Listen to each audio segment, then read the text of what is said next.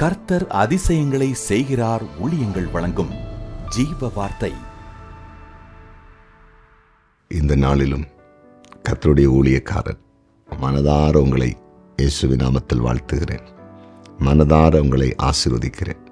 நீங்கள் ஆசீர்வதிக்கப்பட்டவர்கள். இந்த பூமிக்கு நீங்கள் ஆசீர்வாதமாக இருப்பீர்கள். தேசத்துக்கு நீங்கள் ஆசீர்வாதமாக இருப்பீர்கள். உங்களை சுற்றி இருக்கிற ஜனங்களுக்கு நீங்கள் ஆசீர்வாதமாக இருப்பீங்க. அநேகருடைய கண்ணீரை நீங்கள் துடைப்பீங்க. கலங்காதீங்க. இந்த நாள் ஒரு விசேஷித்த நாள். இந்த நாள் ஒரு அற்புதத்தின் நாள். இன்றைக்கு ஜீவவார்த்தைக்கான வசனம் யோபு 42:11. அப்பொழுது அவனுடைய எல்லா சகோதரிகளும் முன் அவனுக்கு அறிமுகமான அனைவரும் அவனிடத்தில் வந்து அவன் வீட்டிலே அவனோடு போஜனம் பண்ணி கர்த்தர் அவன் மேல் வரப்பண்ணின சகல தீங்கு நிமித்தம் அவனுக்காக அங்கலாய்த்து. அதாவது சகல தீங்குக்காகவும் அவனுக்காக அங்கலாய்த்து. அதாவது யோபுடைய வாழ்க்கையில் நஷ்டங்களும் கஷ்டங்களும் வந்தது பார்த்தீங்களா? அந்த நேரத்தில் அநேகர் யோபு விட்டு பின்வாங்கி போனாங்க, குறை சொன்னாங்க. ஆனால் ஒரு சூழ்நிலை வந்தபோது, தேவன் சிறையிருப்பை மாற்றின பொழுது, மறுபடியும் இழந்ததை கொடுக்க ஆரம்பித்த பொழுது எல்லாரும் வந்துட்டாங்க. ஆனால் அங்கே வந்தவங்க எல்லாம் கடந்த காலம் யோபு அனுபவித்த அந்த தீங்குக்காக, தீமைக்காக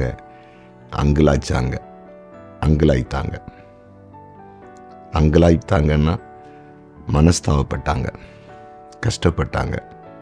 இவ்வளோ பாடுகளை அனுபவித்தீரு, இவ்வளோ கஷ்டப்பட்டீரு, இவ்வளோ வேதனைகளை சுமந்தீரு, வேலைக்காரர்கள் மறிக்கும்போது எப்படி தாங்கினீர், ஆடு மாடுகள் எல்லாம் இழந்து போகும்போது எப்படி தாங்கினீர், பிள்ளைகளை இழந்த போது எப்படி அதை தாங்கி கொண்டீர், சரீரத்தின் இந்த வியாதி சாத்தான் வியாதியை போட்ட போது அதை எப்படி நீர் பொறுத்து கொண்டீர் என்று சொல்லி எல்லாரும் வந்து அங்கலாய்த்தார்களாம்.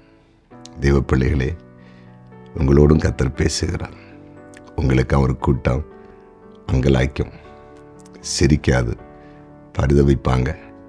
இவர்களுக்கு இப்படி வந்து விட்டதே, இவர்கள் இவ்வளோ கஷ்டப்பட்டார்களே, இவ்வளோ பாடுகளை சுமந்தான்னு சொல்லி உண்மையாய் நேசிக்கிற ஒரு கூட்டம் உங்களுக்காய் அங்கலாய்ப்பார்கள், பரிதவிப்பார்கள், எதிராய் நிற்க மாட்டார்கள். அப்படிப்பட்ட சூழ்நிலை உண்டாக்கப்பட போகிறது. சில வேளையில் இதுவரையிலும் நீங்கள் அனுபவித்த பாடுகள் மற்றவர்களுடைய ஏளனத்துக்கு ஆளாகி இருக்கலாம். இனி அப்படி வராது. அங்கலாய்ப்பார்கள்.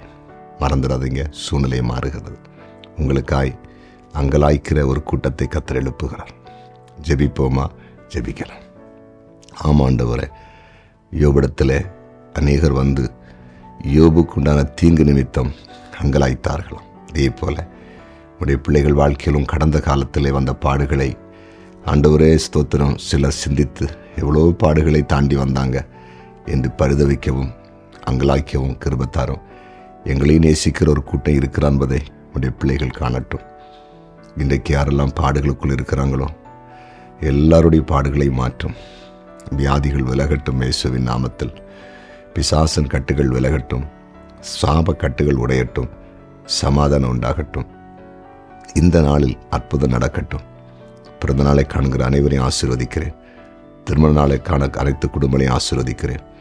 குறிப்பாய் கமலில் ஜெப குறிப்புகள் அனுப்பியிருக்கிற எல்லாருக்கும் அற்புதங்களை நீர் செய்யும்படி உம்மிடத்திலே மன்றாடுகிறேன். எங்கள் ஜெபத்தை கேட்டி நன்றி. இயேசுவின் நாமத்தில் பிதாவே, ஆமென்.